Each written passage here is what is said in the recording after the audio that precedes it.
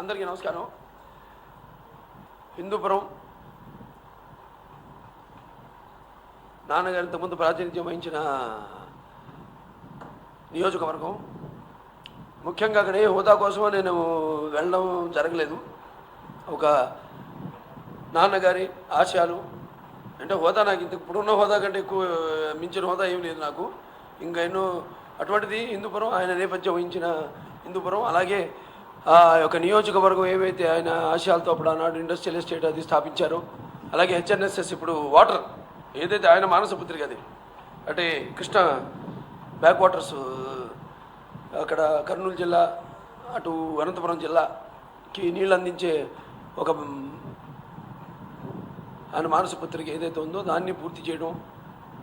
అలాగే ఇప్పటిదాకా 2.5 సంవత్సరాలు అయింది. అక్కడ ఉన్న ఈ హెచ్ఎన్ఎస్ఎస్ పనులని ఒకసారి 2 సార్లు అక్కడ ఇన్స్పెక్ట్ చేయడం జరిగింది. దాంతో తప్ప మన గొల్లపల్లికి కూడా నీళ్లు వదలడం జరిగింది. మొత్తం 35 టీఎంసీ కర్నూలు జిల్లాకి మన అనంతపురం జిల్లాకి కలిపి ఏదైతే ఎప్పటి నుంచో ఎదురు చూస్తున్నారో అక్కడ ఏదైతే ఈ యొక్క పట్టిసీమ ప్రాజెక్ట్ ద్వారా ఈ నీళ్ళని శ్రీశైలం అటు నుంచి ఇటు కర్నూలు జిల్లా మీదుగా ఇటు అనంతపురం జిల్లా, సో గొల్లపల్లికి మొన్న నీళ్లు వదలడం జరిగింది. ఇంకొక 3-4 నెలల్లో అక్కడి నుంచి బ్రాంచ్ కెనాల్ అంటే ఇటు హిందూపురం మడకసిర అక్కడ కూడా నీళ్లు అందిస్తాం. దానికి అందరూ ఎప్పటికప్పుడు ముఖ్యమంత్రి గారు వాటి గురించి అందరూ ఆర్డబ్ల్యూఎస్ వాళ్ళందరితో, ఇరిగేషను డిపార్ట్మెంట్స్ వాళ్ళందరితో కూడా డిస్కషన్స్, అలాగే మా వరకు మేము ఎప్పటికప్పుడు రేపు వెళ్ళగానే కూడా మళ్ళీ ఇన్స్పెక్షన్ పెట్టుకున్నాను రేపు నెక్స్ట్ విజిట్లో. అంటే అక్కడి నుంచి గొల్లపల్లి నుంచి మా హిందూపురం మరకశిర వరకు పాదయాత్ర పెట్టాను. అంటే ముఖ్యంగా ఈ రోడ్ కట్టింగ్స్ ఏవేవైతే ప్రాబ్లమ్స్ ఉన్నాయో, క్లియరెన్సెస్, అలాగే ఏదైతే రైల్వే క్రాసింగ్ ఉంది 1-2 ఉన్నాయి, మాకు ఒకటి ఉంది, మడకశిరకు ఒకటి ఉంది, 2 రైల్వే క్రాసింగ్స్, అవన్నీ కూడా త్వరగతిని అందరు ఆఫీసర్స్ వాళ్ళందరూ సహాయ సహకారాలతో త్వరగతిని ఆ పనులన్నీ పూర్తి చేసి ఒక 3 మ్యాక్సిమం 4 నెలల్లో నీళ్లు అందించడం జరుగుతుంది. అలాగే ఎన్నో ప్రాజెక్ట్స్ ఉన్నాయి. ఇప్పుడు మాకు సీఎం గారిని అడగగానే వెంటనే ఆయన పిఏబిఆర్ నుంచి, అంటే అప్పుడు కాంగ్రెస్ హయాంలో వాళ్ళు వేసినప్పుడు అంతా నాసి రకమైన పైప్ లైన్లు వేయడం, ఎక్కడికక్కడ బర్స్ట్ అవ్వడం, పైపు వాటర్ లీక్ అవ్వడం అలా జరుగుతుంది. అడగగానే వెంటనే ఆయన ఒక సపరేటు లైన్, డెడికేటెడ్ లైన్ హిందూపురానికి 38 కోట్లని 38 కోట్లతో ఆయన శాంక్షన్ చేయడం జరిగింది. ఇప్పుడు టెండర్లు కూడా కాల్ ఫర్ అదే పెను ఉరవకొండ మీదుగా హిందూపురానికి నీళ్లు. అంతేకాకుండా ఇంకొక హెచ్ఎన్ఎస్ఎస్ నుంచి డైరెక్ట్ లైన్ కూడా ఒకటి, అంటే గొల్లపల్లి నుంచి ఇంకొక లైన్ కూడా అడగడం జరిగింది. అది ఒక కన్సల్టేషన్లో ఉంది. అది మరి రేపు ఆయన ఇతరులు ఆఫీసర్లందరితో కూడా డిస్కస్ చేసి సాధ్యమైతే అది కూడా ఇస్తానన్నారు. అదొక 230 కోట్లు, 220 కోట్ల ప్రాజెక్ట్ అది. అది మన కొట్టూరు చెరువుకి వెళ్తుంది అది నీళ్లు. అలాగే మాకు ఇంకో చెరువు ఉంది, అదేంటి మన ఆ చెరువుకేమో మొత్తం ఈ సమ్మర్ స్టోరేజ్ ట్యాంక్స్, అలాగే ఒక పార్క్ని డెవలప్ చేద్దామని సూరపకుంట. సో అలా ఇప్పటికీ అన్నీ పూర్తయినాయి. ఇప్పటిదాకా ప్రభుత్వం పెడుతున్న పథకాలన్నింటి ముందుకు తీసుకెళ్తూ ఈ యొక్క ఏవైతే పెన్షన్లు ఉన్నాయో, అలాగే మిగతా అన్ని మౌలిక సదుపాయాలన్నీ కూడా అందరికీ సమకూర్చడం జరిగింది. అనంతపురంలోనే హిందూపూర్ నెంబర్ 1 పొజిషన్లో ఉంది, అలాగే జిల్లాలో ఏమో 7వ స్థానంలో ఉంది. ఇప్పుడు ఏదైతే ఈ నీళ్ళ కోసం ఎదురు చూస్తున్నారో అందరూ, ఆ టైం దగ్గరికి వచ్చింది కాబట్టి ఇప్పుడు ఇండస్ట్రీస్ మీద కాన్సన్ట్రేట్ చేయడం జరుగుతుంది. ఇప్పుడు ఇండస్ట్రీస్ ఏదైతే, ఎందుకంటే నీళ్ళు లేదే ఎవరు రారు అక్కడికి. ఇండస్ట్రీస్ ఎన్ని మనకి ఇప్పుడు మన బెంగళూరు చూస్తేనేమో బాగా చోక్ట్ అయిపోయింది సిటీ అంతా కూడా, ల్యాండ్ ప్రైజెస్ కూడా బాగా పెరిగిపోయినాయి. ఇక్కడ మన దగ్గర ఎయిర్పోర్ట్ కూడా దగ్గర ఉండడం, international Bengaluru international airport. So అవన్నీ భౌగోళికంగా అవన్నీ ఉన్న అడ్వాంటేజెస్ అన్నీ కూడా దృష్టిలో పెట్టుకుని ఇప్పుడు ఇండస్ట్రీ వాళ్ళ మన economy board development board CEO Krishna Kishore గారు, అలాగే ఇండస్ట్రీస్ సెక్రటరీ సాలమన్, ఇదివరకు మాకు అనంతపురం జిల్లా కలెక్టర్గా పనిచేశారు ఆయన, కాబట్టి ఆయనకు బాగా తెలుసు. ఆయన అనుకోకుండా ఆయన ఇండస్ట్రీస్ సెక్రటరీ అవ్వడం, కృష్ణ గారు ఉన్నారు ఏపీఐసి చైర్మన్, అందరం కూడా కూర్చుని ఈరోజు డిస్కషన్ చేయడం జరిగింది. ఇండస్ట్రీస్ అన్నీ ఇప్పుడు ఏంటి next what is the power point ఒకటి ప్రాజెక్ట్ చేసి రెడీ చేసి మన హిందూపూర్ని ప్రమోట్ చేయడం.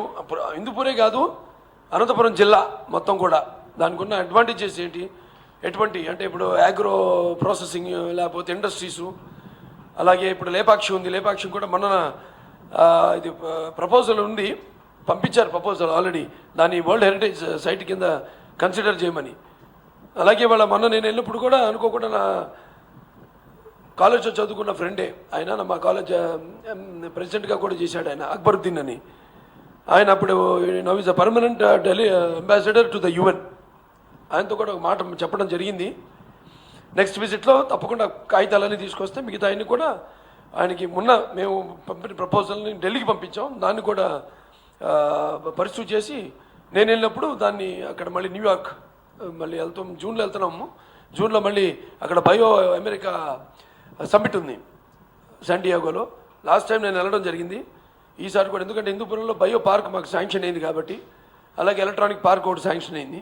ఇక టోటల్గా అక్కడ పరిశ్రమల అభివృద్ధి, దానికి కావాల్సిన మౌలిక సదుపాయం, how to attract the investors అన్నది దానిపైన సుదీర్ఘంగా ఆలోచించి, అలాగే అక్కడ ఏవేవి ఇండస్ట్రీస్ అక్కడ స్థితిగతులను బట్టి, అక్కడ ఎన్వైరన్మెంట్ని బట్టి ఎటువంటి ఇండస్ట్రీస్ వస్తే బాగుంటాయి అని కూడా డిస్కస్ చేయడం జరిగింది. ఇక నెక్స్ట్ ఈ యొక్క అక్కడ అంటే స్కిల్డ్ డెవలప్మెంట్ ఇన్స్టిట్యూట్ పెడదాం అనుకుంటున్నాం. అలాగే అక్కడ లోకల్స్కి అంటే చాలామంది వలస పోవడం అది జరుగుతూ ఉంటుంది.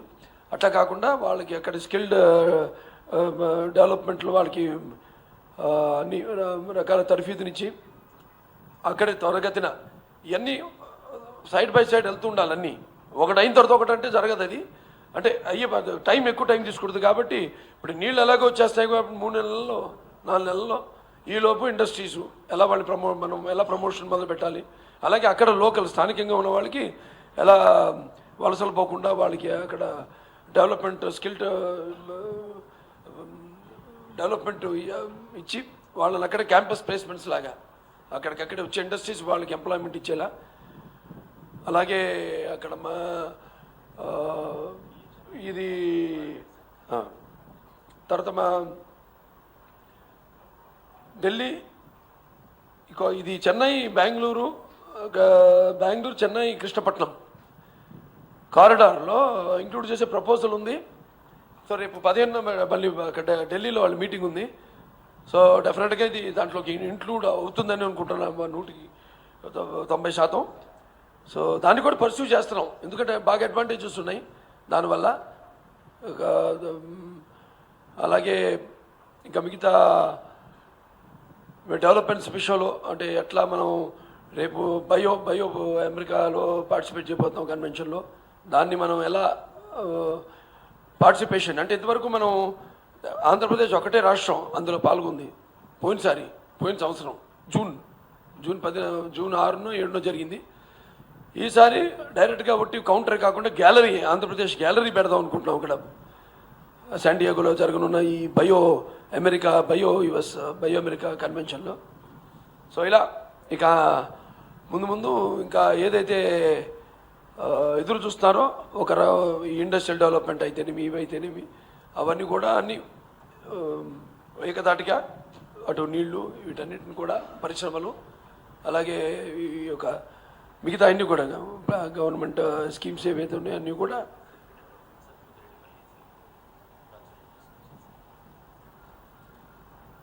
సో అలా ఇవన్నీ దాని మీద అందరితో డిస్కషన్ జరిగింది. సో అలాగే ఒక టూరిజం సర్క్యూట్ కూడా చేస్తే బాగుంటుందని డిస్కస్ చేయడం జరిగింది. అంటే మన లేపాక్షి కానివ్వండి, లేకపోతే అక్కడ వీరపురం బర్డ్ శాంక్చురీ, ఆ పక్కన పెనుగొండ ఫోర్ట్ ఉంది, అలాగే సత్యసాయిబాబా పుట్టపర్తి ఉంది, తర్వాత అదేది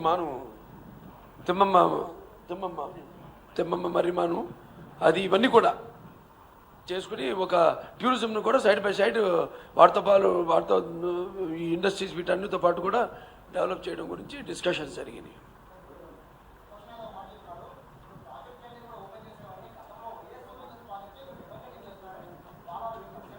జనం తెలుసుగా, అది చెప్పాను, అది నాన్నగారి మానసపుత్రులు. కానీ మరి ఇంతకాలం ఎందుకు ఆగిపోయినాయి, వాళ్ళు ఉన్నప్పుడు 10 సంవత్సరాలు ఉన్నప్పుడు ఎందుకు ఆగింది ఆ డెవలప్మెంటు? అది అందరికి తెలిసిందే. ఈ జలయజ్ఞాన్ని ఎలా ధనయజ్ఞంగా మార్చుకున్నారు.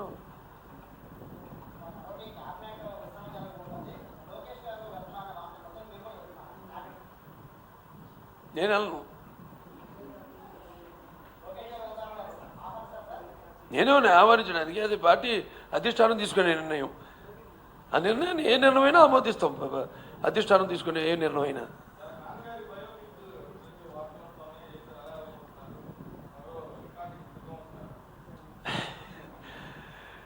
రెడీ అవుతుందండి, మిగతా అన్ని స్క్రిప్ట్ అంతా రెడీ అవుతుంది. ఒక టీం తయారు చేసాం, ఒకటి వల్ల కాదు, అందరినీ కూర్చోబెట్టి ఒక టీం తయారు చేసాం. ఇంతవరకు ఎవరెవరు సన్నిహితులు ఉన్నారు నాన్నగారికి రాజకీయంగా, సినిమా రంగంలో, అలాగే ఊళ్ళో, అంటే నాకు కూడా తెలియని విషయాలు కొన్ని.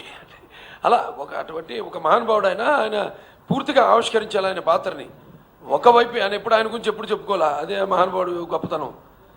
సో అలా కొన్ని మనం ప్రజలకి మనం చెప్పాల్సిన బాధ్యత ఉంది. ఏదో ఏ రామారావు అయితే తెలుసో తెలియని విషయాలు కూడా వాటితో జోడించి సినిమా చేయడం జరుగుతుంది. అది డెసిషన్ తీసుకోవాలి. ఆయన పాత్ర మాత్రం నేనే చేస్తున్నాను, డైరెక్షన్ ఎవరు చేస్తానని ఇక డిసైడ్ చేయాల.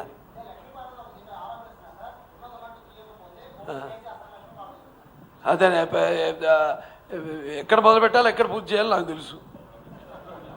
ఎవరి వీటికి మేము అదొక మహానుభావ సినిమా. ఇక్కడ అమరావతి కూడా ఇవాళ శరవేగంగా పనులు అవుతున్నాయి. అక్కడ దాన్ని ప్రిజర్వ్ చేసి వచ్చేవాళ్ళకి అందరికీ తెలిసేలా, ముఖ్యంగా ఇది కమర్షియల్ ఏం కాదు, అది త్వరత ఎట్లాంటి డిసిషన్ తీసుకుంటే అలా దాన్ని మొత్తం ఇంకా చేయడమా, లేకపోతే అమరావతి అక్కడ మ్యూజియం లాగా ఆయన అలాగ పెడతాం, అక్కడ ఒక థియేటర్లో ఆయన్ని వచ్చే వాళ్ళకి అట్లా పెట్టడం అనేది చూడడానికి వీలుగా ఏంటన్నది డిసిషన్ తీసుకుంటాం పార్టీ మేము.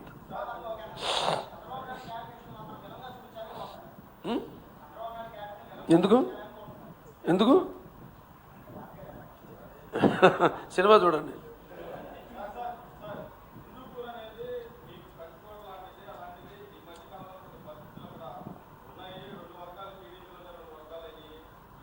టీడీపీలో 2 వర్గాలు కదా, అక్కడ మన వర్గాల రాజకీయం ఉండింది ఒరిజినల్గా. ఒక ఆలన పాలన లేక దాన్ని ఒక గొడుకుంది తీసుకొద్దామని ప్రయత్నం. ఎవరికి వాళ్ళు కొంచెం మారాలంటే టైం పడుతుంది. మనుషులే కదా మనంతా. ఏదైనా ఒకసారి సడన్గా ఏదైనా చేయాలన్నా వాళ్ళకి అది మెంగుడు పడకుండా ఉంటుంది కొద్దిగా. అది సహజం. నేను ఎవరిని తప్పు పట్టట్లా, ఎవరిని ఆరోపించట్లేదు. వాళ్ళ పొద్దున ముఖ్యమంత్రి గారితో సరదాగా బ్రేక్ఫాస్ట్కి వెళ్ళినప్పుడు కూడా రాష్ట్ర రాజకీయాలతో పాటు హిందూపురం ప్రస్తావన కూడా వచ్చింది. ఆయన అందరూ కలిసికట్టుగా పనిచేయాలి, అందరు పార్టీ కోసం. ఇక్కడ నేను చెప్పాను ఇంతకుముందు, నేను ఏ హోదా కోసం రాలేదు, నేను వచ్చింది సేవ చేయడానికి. లేకపోతే ఉన్న హోదా కంటే నాకు మించింది ఏమీ లేదు. హ్యాపీగా అంటే అది కాదు, అట్లా అందుకని మాకు ఉంది. ఆయన రక్తం నాలో ప్రవహిస్తుంది, ప్రజాసేవ. లేకపోతే ఇంత బిజీ. ఇప్పుడు నాకు ఆసుపత్రి ఉంది, Basavataraka Indo American cancer hospital research institute, అది చూసుకోవాలి, సినిమా చూసుకోవాలి. ఇటు నియోజకవర్గం చాలా డెవలప్మెంట్ అయింది. ఇప్పుడు ఇంకా కూర్చున్నాం, మళ్ళీ ఇండస్ట్రీస్ ఇంకా చూపిస్తాం శరవేగంగా డెవలప్మెంట్. సో కొందరు ఉంటాయి సహజంగానే, కానీ ఏదైనా అందరూ ఒక ఫ్యామిలీ, ఎవరికి ఎక్కడ ఎంతవరకు ఇంపార్టెన్స్, అందరూ కలిసి పని చేసుకుంటే వాళ్ళకి ఇచ్చిన బాధ్యతలు వాళ్ళు నిర్దేశిస్తామన్నారు ముఖ్యమంత్రి గారు కూడా పొద్దున మాట్లాడినప్పుడు.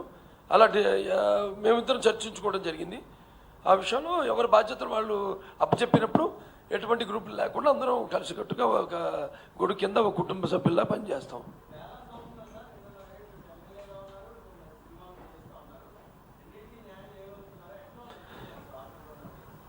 బాగుందండి. ఆ శక్తిని భగవంతుడు ఇచ్చాడు. నాన్నగారి స్ఫూర్తి ఉంది, నాన్నగారి క్రమశిక్షణ ఉంది. సో నాదైన శైలిలో ఆయన స్ఫూర్తి నేను నడుచుకుంటున్నాను. ఆనందంగా ఉంది, చాలా సంతోషంగా ఉంది.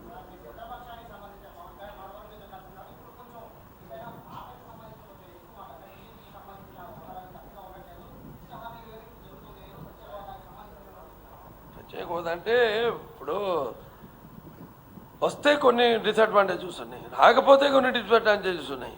ఏదైనా ఇప్పుడు జిఎస్టీ వస్తుంది రేపు, దాని సంగతి ఏంటి? ఇప్పుడు దాంట్లో ఇవన్నీ కూడా మనం అంటే నేనేది ఏంటంటే పూర్తి అవగాహన చేసుకుని రాష్ట్ర అభివృద్ధి కోసం మంచి సలహాలు ఇచ్చి అంతే తప్పితే ఈ హోదాలు వీటి వల్ల, ఎందుకంటే త్వరతో ఒక ఆర్డినెన్స్ కూడా తీసుకొచ్చింది ఇదే గవర్నమెంట్. ఎందుకంటే ఒక స్టేట్స్కి ఏ స్టేట్కి కూడా మేము ప్రత్యేక హోదా ఇవ్వమని ప్యాకేజ్ ఇస్తామని. సో దాన్ని అనుసరిస్తున్నారు కాబట్టి మనకు తీసుకోవాల్సిన, మనం ఏం విభేదాలు మనకు అనవసరం. మనకు కావాల్సింది మన రాష్ట్ర అభివృద్ధి. దానికోసం చంద్రబాబు నాయుడు గారు బ్రాండు, దానికి ఆయన ఇంతకుముందు ఉమ్మడి రాష్ట్రంగా ఉన్నప్పుడు ఆంధ్ర తెలంగాణ డెవలప్మెంట్ అంతా ఇవాళ ఎంత జరిగిందో అందరికి తెలిసిందే. సో అదే నమ్మకం. సో డెఫినెట్గా ఆయన నాయకత్వంలో ఆయనే మన ఆంధ్ర రాష్ట్రానికి బ్రాండ్. తప్పకుండా అన్నింటినీ అధిగమిస్తారు. మంచి ఒక రాష్ట్రాన్ని ముందు చూస్తారు.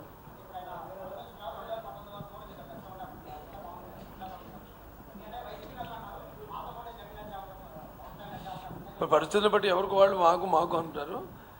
అది నాకు తెలియదు, పార్టీ అంతర్గత విషయం.